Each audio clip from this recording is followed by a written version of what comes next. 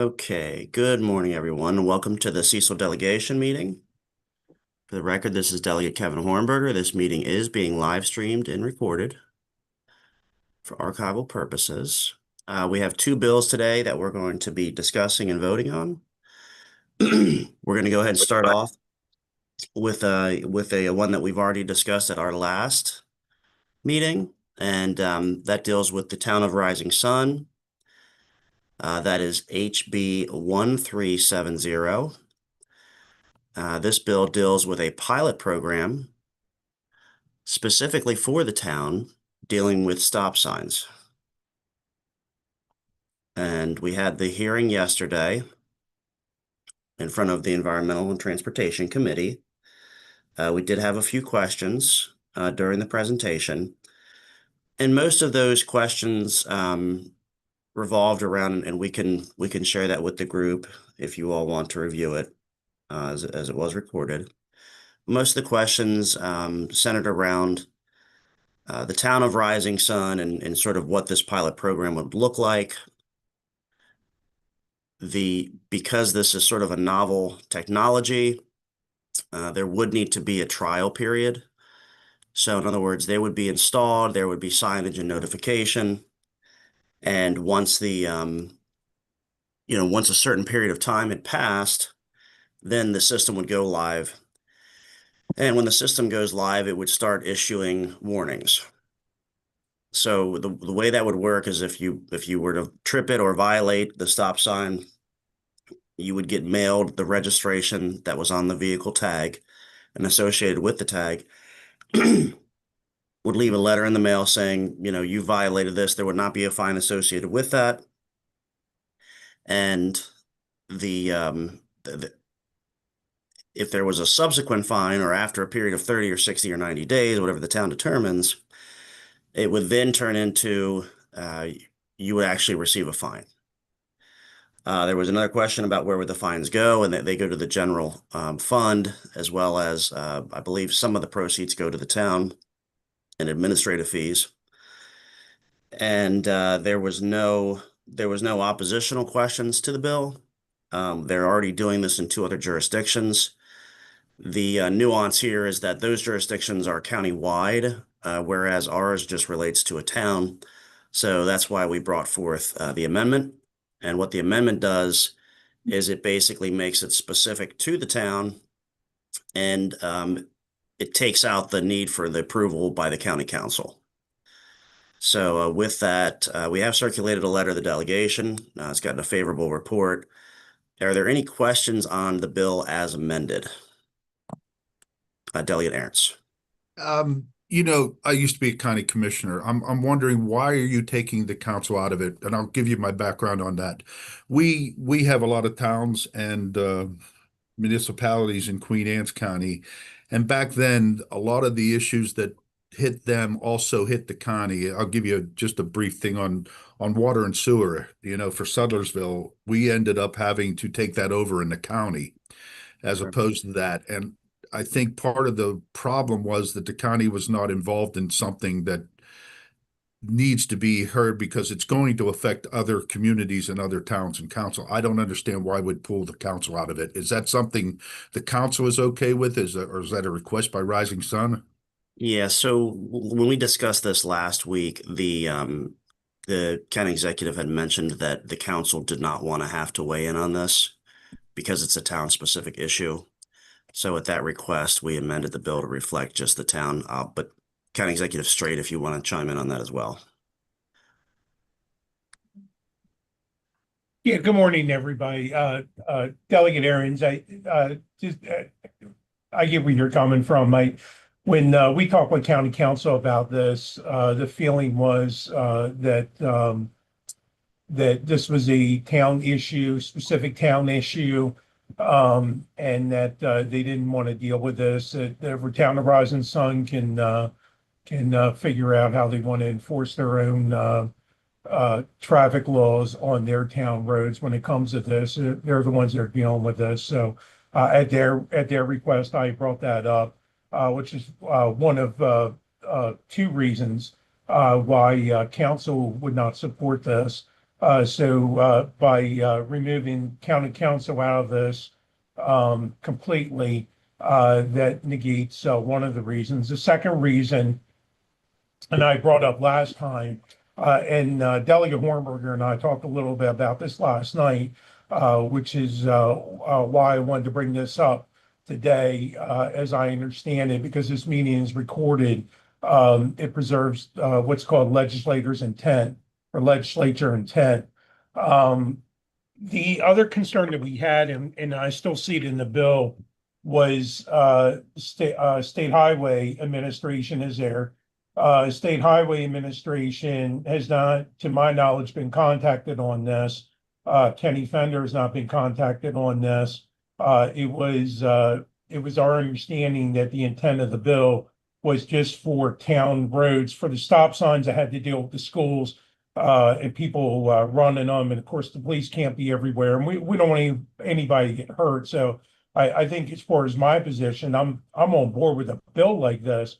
That was the intent, but it needs to be with the roads that the town controls.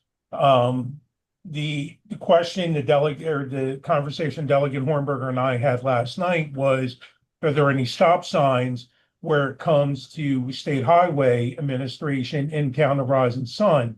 And the answer to that question is kind of nuanced, but strictly it's yes.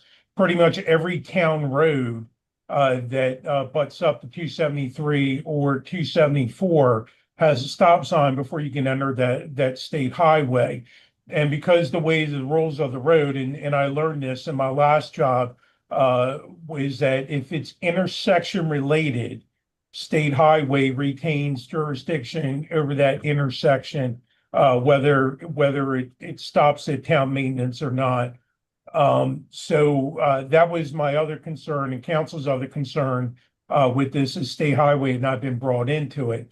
And speaking with Delegate Hornberger last night, he believes that by us talking about this, we can preserve, or they can preserve, legislator intent. I'm assuming that's a thing.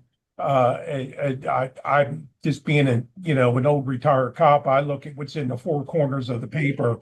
So that is our only other concern, is that State Highway Administration is in here, and to my knowledge, they have not been consulted, and we thought it was just going to deal with town roads that the town controls. Well, County Administrator, I appreciate that. I'm just going to go based on my experience with this type thing. When we have similar circumstances, when as a delegate, I was approached by this on county/state roads. And one of the problems after it was brought up is that typically these stop signs, these are our locals. These are the people in our communities. And I was at a stop sign one day and I was listening to them tell me, look at these people, they just come through. They don't necessarily drive right through it, they slow.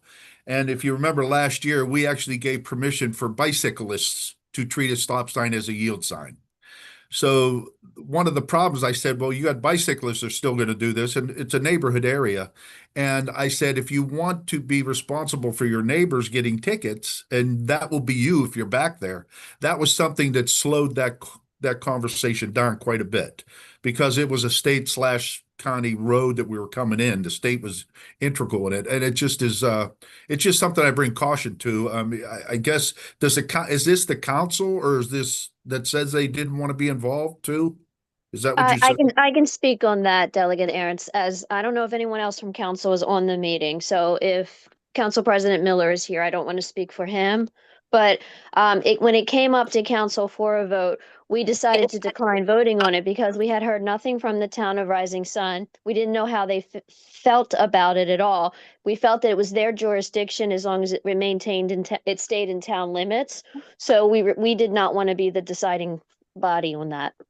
Okay, so they don't care whether they're in this bill or not. Is that right? That is correct based on the conversation that when it came up a few weeks ago. Okay. All right. Thank you very much. Appreciate. Thank you. Just Great. wanted to get my words out. Thank you. Do any other members have questions about the bill as amended? Hey, Delegate Hornberger, I just want to weigh in. Our previous delegation meeting, we did not have any elected officials the town of Rising Sun advocating for this bill. And in this meeting, I see no elected officials in the town of Rising Sun advocating for this bill. Are they not in support of it? And I agree with Councilwoman Branch. County Council has received nothing official from the town requesting our support of this bill. Okay, yeah, so the bill was requested by the chief of police and the mayor. I'm actually texting with Travis Marion at this to see if he can jump on. And they did so both in writing and they appeared at the last meeting. Kevin, I will say one thing. I didn't ask any questions yesterday because I assumed these cameras were all in town limits, but the fact that they intersect with a state highway is going to bring a whole new element into the discussion. You know, So- because And I know that you know, like golf cart legislation, things like that, you can't you know, once you get into the state highways, it's a whole nother animal. And you know, that was really not brought up in the hearing, and I didn't ask it either because I assumed they were all in town stop signs, but Yeah, Yeah. so the bill as written only allows for stop cameras to be installed within town limits. Now, there are state roads that bisect the town of Rising Sun. However, those roads have stop lights. So the question that was put forth by the county executive is there a way to preclude or prevent the town from placing those stoplight cameras on state roads?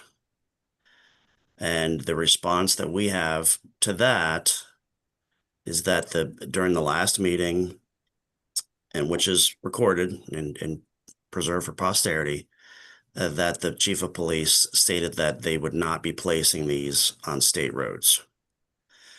So, to your question, Delegate Jacobs and County Executive Straight, would you like to see additional language that says that they cannot place them on state roads? Because as the bill is written currently, I don't see any sections in the bill that allow for them to be placed on state roads. Well, I just a minor correction. There is one traffic light right there in Town Square. All the rest of the roads that bisect a state intersection do not have traffic lights. They do have stop signs, which would make it under State Highway Administration because it's intersection related. So I think if we remove the state highway completely from that bill, and it's just specifically what the town controls, I think everybody feel a little better. And I won't be getting phone calls from Kenny Fender because you know, we supported something that he may end up having to deal with. Okay, so I have a tentative suggestion to put language in there that prevents them from basically putting these at state roads. Or intersection related, Okay. state intersection related roads. Let me just write this down. And then I have two members that want to ask questions. Delegate Griffith had raised his hand first.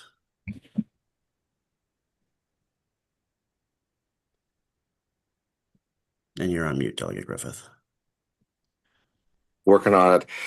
Thank you. So a couple things. So first and foremost, I have tremendous respect for the chief and Rising Sun, but I would appreciate if the mayor could join us and share his thoughts and advocacy for this issue. The other thing is, could we see a map of exactly where they're looking to place this? We're having conversations. Is it a state road? Is it not a state road? Could they provide a map and show us where these cameras are supposed to go, which will really give us that kind of context, so we can just, instead of taking out just like language, we can see for ourselves exactly what they're looking to do. We can, but keep in mind, I can't put a map into the bill. No, but you could share a map with the delegation that we could see for ourselves to help give us context. Okay. Yep. Absolutely. Thank you. And then Senator Gallion had a question. Thank you. You'd mentioned earlier that there are two jurisdictions that have something similar to this. Could you tell us which jurisdictions those are? Yes, those are Prince George's County and the 45th and 46th legislative districts in Baltimore City. And I'm reading right here off the bill. That's on your shared screen there. The city of Tacoma Park. And Dan, could you scroll up there? Yeah. I think those are the only jurisdictions that currently have it. Again, this is a pilot program. Okay, so doesn't look like any rural areas have tried this yet. Yeah, hence the word pilot. Yeah. Well, generally, I mean, when we have different bills that come for us that talk about, whether it be speed cameras, I'm generally in opposition to those kind of bills. I'm not very comfortable with them. And on this one, I mean, nobody has reached out to our office. I'm the senator for Rising Sun. Haven't heard a peep out of the mayor, the police chief, or anybody else. So um, I'm not comfortable voting for this. Okay, that's fine. And I was also skeptical when presented with this. I also do not like speed cameras. I don't like red light cameras. I don't like any of these things.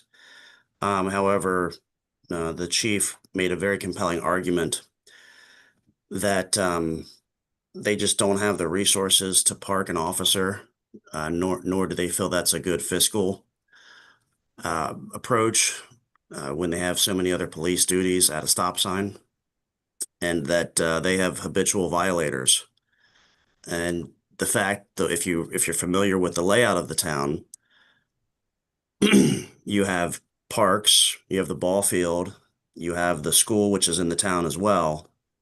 So you have young people that are constantly having to cross over these roads on, because it's a walkable town to get from place to place. And they have folks that are blowing through these stop signs, not even slowing down.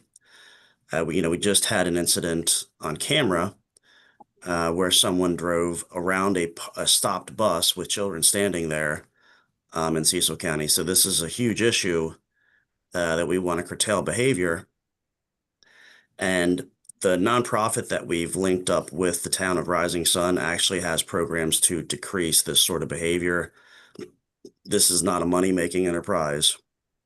It's solely there to change behavior. So I would agree with you, Senator Gallion, generally speaking. But again, that's why they want to try this pilot in Rising Sun. So with that, it sounds like we have a motion to further amend the bill to make it so that there are no possibilities of these being placed on state roads. I'll go ahead and move that favorable as an amendment. Do we have a second? Second. Okay. And I'll go ahead and take a voice vote. All those in favor say aye. Aye. Any opposed to the amendment? Okay, we will get that drafted. Delegate Hornberger, Hmm? could I further, again, Yeah, I know absolutely. what you said about state roads. Can we just make it clear that also means intersection related? That way, if say on Mount Street, they don't put something on Mount Street, technically it's a town road, but it's a state highway intersection related. So that way there's no state, it takes SHA completely out of this. Can we do that? We can. Just for clarity. Yep, yeah, we can, and I will specify that to bill drafting. What's curious about this bill is that the chairman, Delegate Corman, this is one of the things that he actually championed. So he was very excited to weigh in and to work with us on this initiative. So I'll talk to him personally, and we'll try to get that amendment put in there. All right. Any other questions dealing with 1370 in the town?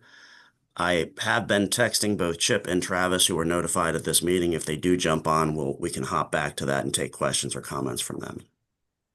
Kevin, do you know whether this was vetted in the town? Because I've gotten actually, since this bill hearing, a little bit of correspondence, negative correspondence. So I'm just curious as to whether this got vetted or not. That was the impression that I was given by both the mayor and the chief of police that it had. So I'm I here. take them Question. at their word. Delegate Hornberger, Chief Peterson, I'm here to answer questions. There we are. Okay, right in the nick of time. Okay, Chief, we're gonna try to go in order here of the questions. The first question was during the last meeting, and if I'm not articulating this correctly, please let me know. There was concern that these piloted stop signs would be at state road intersections. You had expressed that that was not the intent, but could you add some clarity to that in terms of where they would be positioned?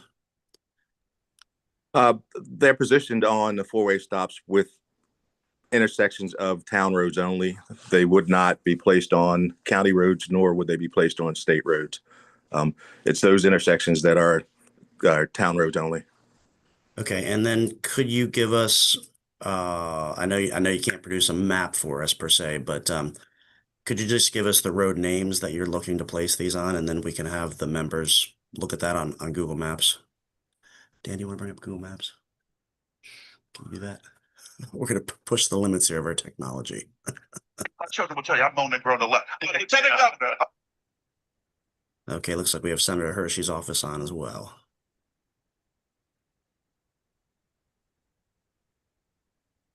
Okay, Chief Peterson, do you know the intersections? I think maybe his call got dropped. Nope. Can you hear me? Yep. Okay. We're looking at Cherry Street and Wilson Avenue, not Wilson Road. We're looking at Pearl Street and Buckley, which is both town roads. And the other one is North Queen Street and Pearl Street. Okay. Now, not all of these roads will actually be able to fit the design of the program, but we're looking at them to see if something we can do with this technology. Okay, great. Okay, and Dan, you can put that on a shared screen. It's not popping up. Get the transition shared.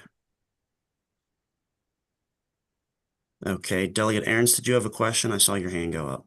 Just briefly, yes, to the chief. What the question was asked earlier, or maybe you're going to cover it, Kevin. Was this vetted with the community? It has not been vetted with the community. However, the council has approved moving forward with it. You know, you weren't here when I was making a comment. When I did this in Queen Anne's County, I met with some locals in a community area, and it was pointed out that these are your neighbors that we're going to be ticketing. And I also mentioned the fact that, you know, our laws as far as this go, we allow bicycles to treat stop signs as yield.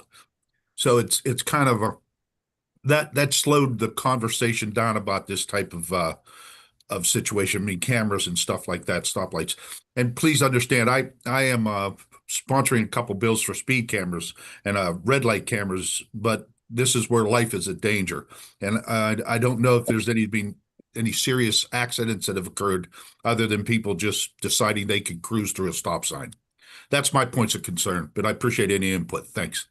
Understood. The vast number of complaints we get are from our residents. And there's been so many near misses that we get reported to us that eventually it's going to catch up to us and someone is going to get seriously hurt. Yeah, what I will say is that I really and just sort of enjoy this conversation and keep in mind this meeting that we're having right now is available for anyone at home to watch and review and will be saved for posterity. Dan, if you could zoom in on the map there, it looks like the North Queen and Cherry County Executive Street, does the description, and again, this is recorded, does the description that the chief just offered, does that assuage your concerns for the state highway? Yes, I don't believe that section of Queen Street. I think to my knowledge, that's no longer 274. So yeah, and to be quite honest with you, I see a lot of people running also, so it's probably not a bad idea. There was another one that was Buckley and what was the other one, Chief? Buckley and Pearl. Buckley and Pearl. Oh, Buckley and Pearl. Okay. Yeah, and that's right there by the middle school, which I Correct. think if you were going to put a stop sign camera there, that would make the most sense if you know, with the intent being to protect the kids going through there. So that satisfied my concerns about that, certainly. Okay, great. Well, If, what I was, yeah, I'm go ahead. Yep. if you look at the other location, Cherry Street and um, Wilson Road, you'll see it's a walking distance between the middle school and the Veterans Park. Okay, excellent. Okay, so with that, we've got confirmation on the potential locations. That does not mean they're automatically going there, but those are the only three potentials. And we've also got the chief has shared with us that the council did take a position on this along with the mayor. And I also have been corresponding with the mayor about the bill testimony. Are there any other concerns on the bill from the members? Okay. We have submitted a letter of support that I want to thank everyone for signing. And it included the amendment language, so I think we're good to go on the bill. If there's no other questions, we will go ahead and move to House Bill 887. So again, are there any other questions on 1370? Okay. Well, we will expect the committee to try to move that before close of business this Saturday. So look for movement on that. The bill will still have to go through the Senate. One of the good things about this process and being filed in the House is that we will have an updated fiscal note. And once that is completed and the amendment is adopted, we will share that with the group that's on this call. Thank you for that. Okay, moving on. Next up, we have HB 887. If Dan, you could bring that up on the screen. And we do have an amendment on this bill. I'm just going to wait for Dan to bring that up.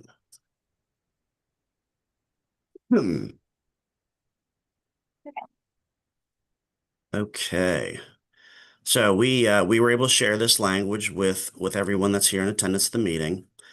As originally introduced, the bill would have deducted $200,000 for FY 27 through 29 from the aggregate VLT monies for Cecil County, which as of the last recording was roughly $4.2 million, and would not have impacted the direct disbursements of 100.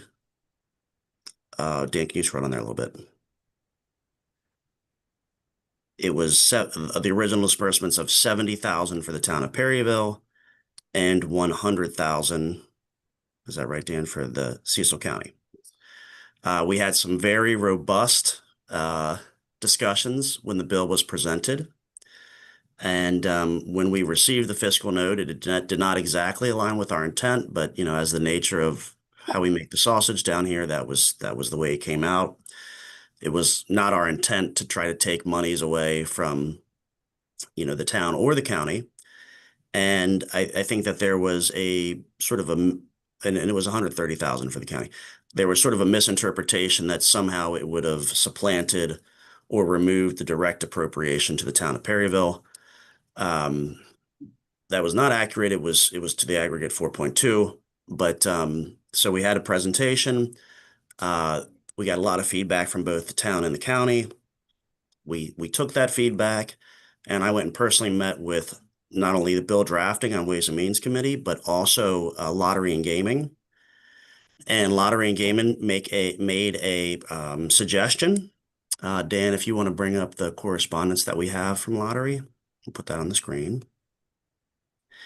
And their suggestion was, because of the nature of this being a temporary disbursement, only lasting 3 years, and the fact that it goes directly to purses, you know, we want to help you out, and because we feel that racing is important, and we believe that if you put this 200,000 appropriation at the state level for all of the VLT money, then it won't have an impact on your jurisdiction. And we believe we could get the bill across the finish line. So Dan, if you could go ahead and bring up that email. You gotta switch your screen share there. Which we thought was very generous and we were very appreciative of. So, and Dan's bringing that up now. Okay, no, not that one. The one from Jen. Email from Jen. We're still bringing it up. So what would that translate to? So currently we're receiving roughly 4.2 million from the VLT fund. This amendment would move the bill to a posture where Cecil County would receive roughly 4.4 million for 3 years. And that extra 200,000 could only be utilized for the purses at Fair Hill. And the reason that's important is because, as you know, we currently receive 100,000 per year. And this would give us an extra 200,000 for 3 years. Last year, we consumed over 250,000 from the fund. You have to change the screen one more time. Yep. And we believe this will be enough to get us up and running, no pun intended. And because there is a gap this year with the 5-star, as many of you know, the 5-star will not occur this year. It will start back up in 2027. We've been in discussion with DNR, and we're going to try to run a second race to fill that gap that was left by the 5-star for 27. So here's the language that we received. And again, very solutions driven here. Are there any questions from the members or from the attendees about what the bill does now that it's amended?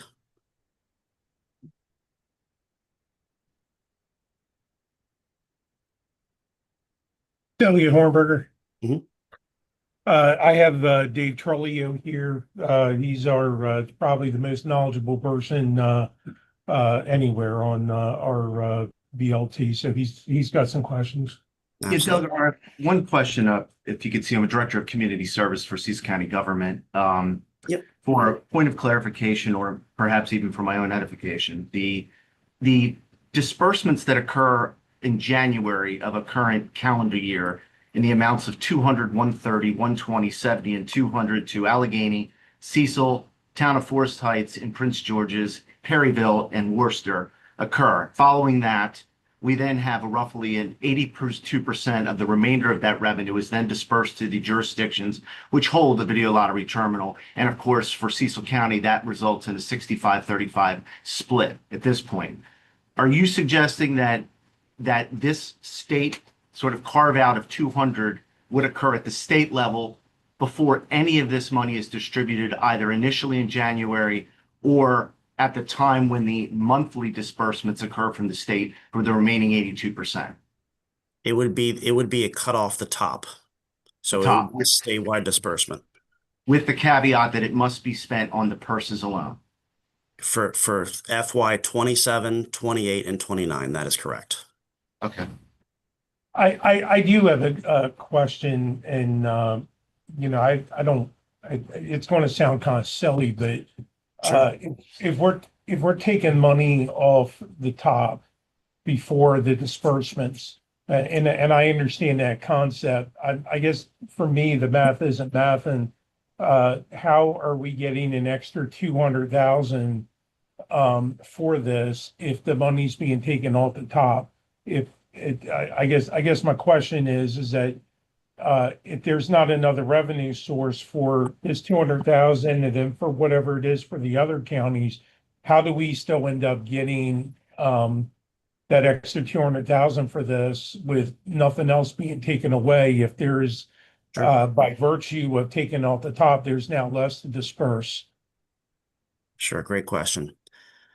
The aggregate fund, and we can glean this from the reports, Dan can bring those up, is roughly $70 million. So every year there are $70 million available in the VLT. Before those disbursements are made to the county jurisdictions, those outlays that Mr. Trolio just outlined get taken out first. that make sense? Yes. So in that first takeout, instead of getting 130,000 for Cecil County and 70 for the town of Perryville, the Cecil County number will move to 330.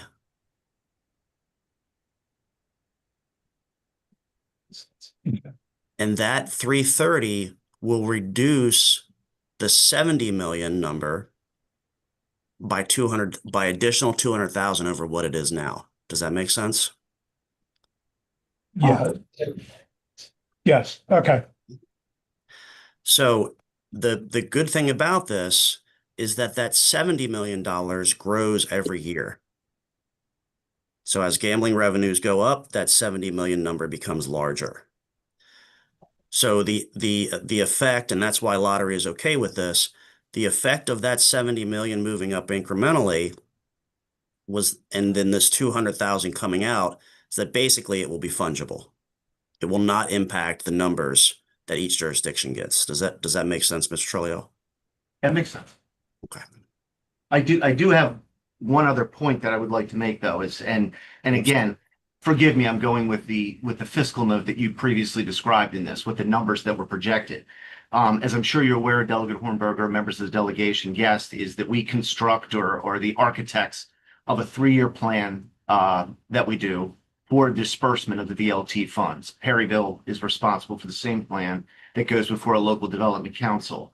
As we're constructing this plan on a 3-year basis, we take in 2 things to consideration. One is we have to look at what the revenue was for the last 3 years, and that helps give us a projection point for crafting the plan. In addition, what was ever unspent over the course of the last 3 years. So all of those factors go into when we're creating the next 3-year plan and we're allocating specific amounts to the particular line items that it's going to be spent with.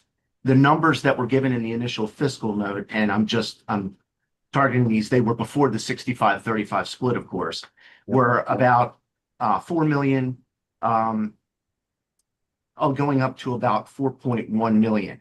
Our projections this past year are actually a little bit down. We're seeing after our cut, we're projecting approximately a 6% decrease. So I would say that in 27, that translates to about 100,000. In 28, it was over 200,000, and it was probably close to 400,000 for 29 that we were projecting, which was based on a 6% decrease annually, and looking at the revenues to us the past several years.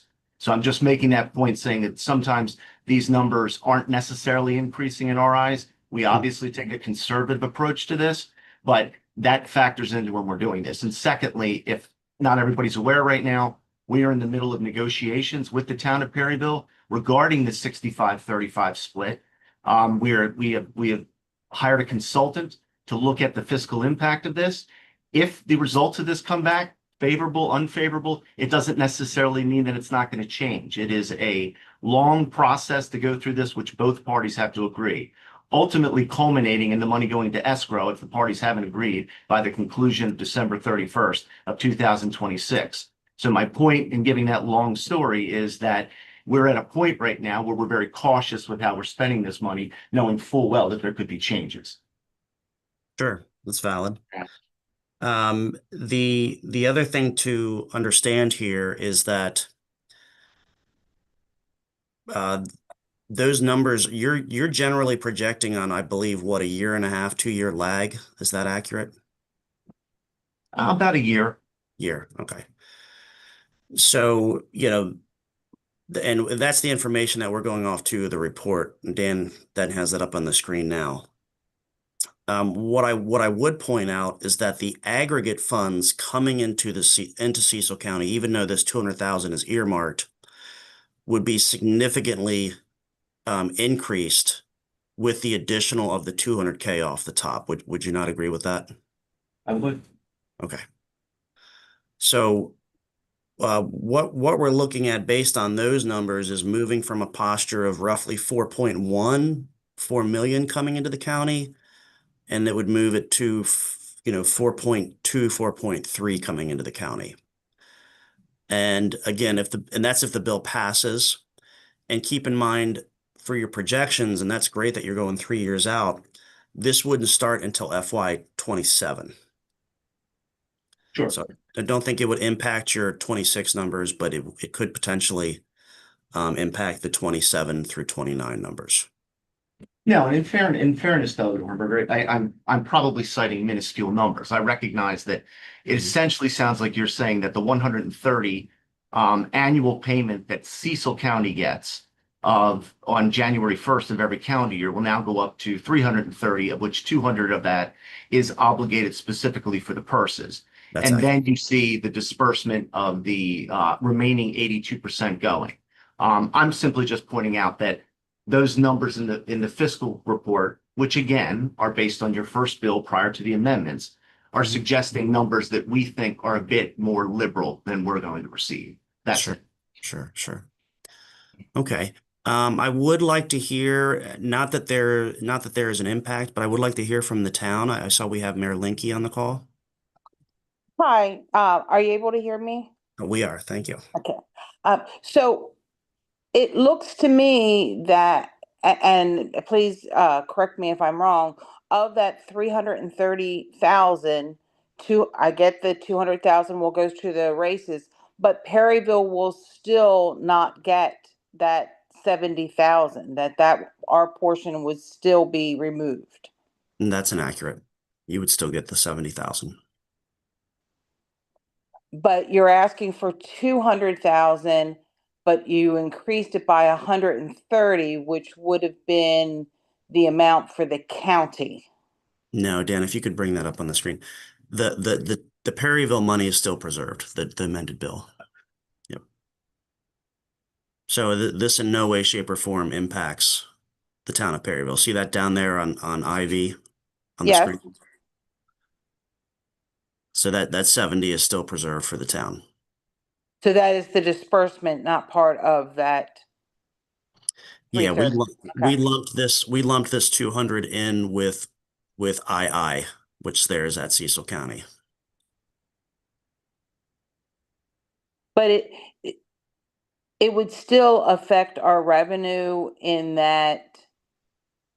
It would not, because the 70 is a hard number. Right, but the amount that we would get that we split with Cecil County, it would come from there, which would affect that amount. I can run the numbers for you. Let's see here. So if we assume that the fund is 70 million,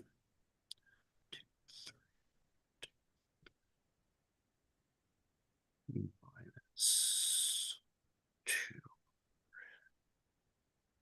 Okay. So both you and the county would still be drawing roughly the same amount of money if we went with a 5%. Okay, so the 200,000 from the 70 million is a 0.2% deduction on the aggregate fund. So how many dollars did you get last year? Not inclusive of the 70,000? I don't have that in front of me. Our George. portion is roughly 1.4 million. 1.4, okay. So I'm just doing this on my calculator here. 0.002. So and you can follow along with your own calculator here. So 0.002 times 1.4 million would be $2,800. And that assumes that the fund does not increase.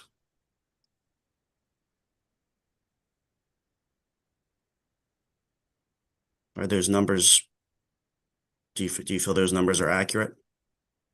I mean, the numbers that we gave you would be accurate, but I mean, if you're taking it off of the top, and even though we're getting the same amount as we have now, with inflations and things changing, we're still losing money. And whether or not that's the $2,000 or if it's more, I'd have to go back and remath myself. Yeah, so again, we're 200,000 from 70 million. is a 0.2% reduction. So if we took that same percentage from your 1.4, it's around $2,800. In exchange for that, the county would receive an extra $200,000.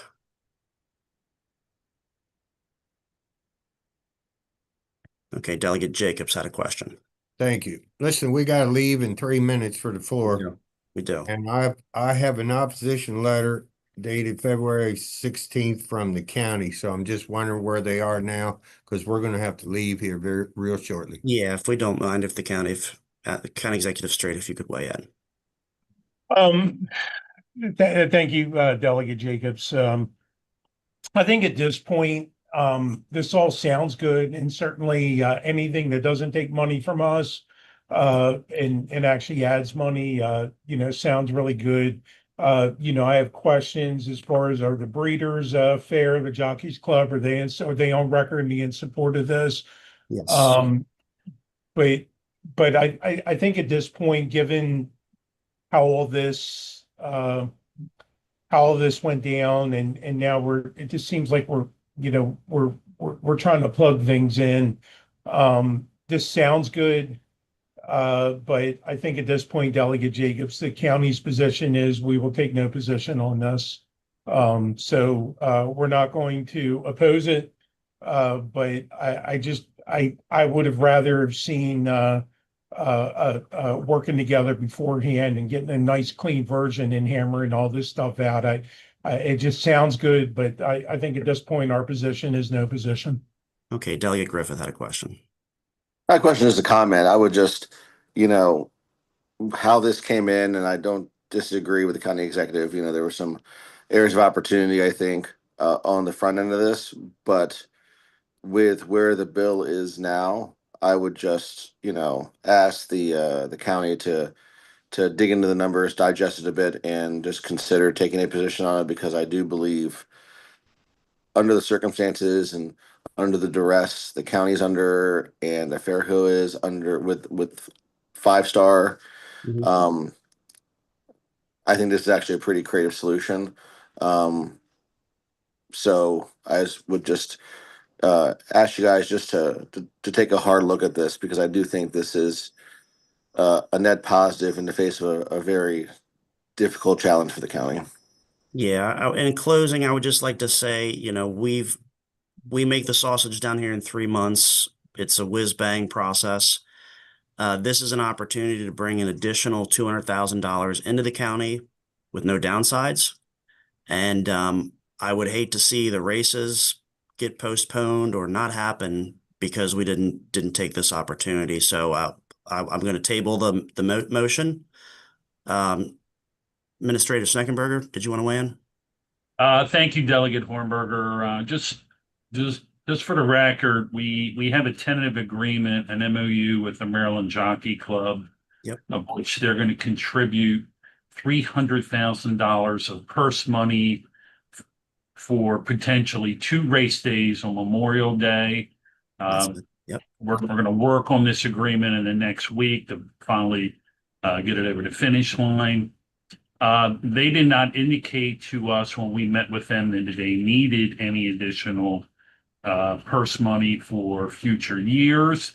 And Delegate Hornberger, Bill Knopf said he didn't even know about your bill that would potentially help purses with the Maryland Jockey Club. So the question is, even if this bill was supported from the county and moving forward, who would hold the purse money? And that's very unclear to us. And that's part of some of the concerns we have with this bill. Yeah, Bill Knopf does not represent the National Steeplechase Association. He only represents the thoroughbreds. So the races that we run at Fair Hill are both thoroughbreds and also steeplechase. So the money can only go from the state directly to the entity that's paying the purses. So that and what would that entity be? The NSA, National Steeplechase Association. if it was for steeplechase. We can run Arabians. There's a couple different groups that we can run. So, but I will speak to Bill Knopf. We do have the bills, or we do have the bells ringing. So pour over the numbers. I think the town wants a little bit more time to think about it, but this is money on the table, and we need to decide if we're going to grab it or let it go. So with that, I'm going to make a motion to close the meeting. We'll continue the discussion later, and hopefully we can get to a good point here with this bill. Thank you so much. Okay.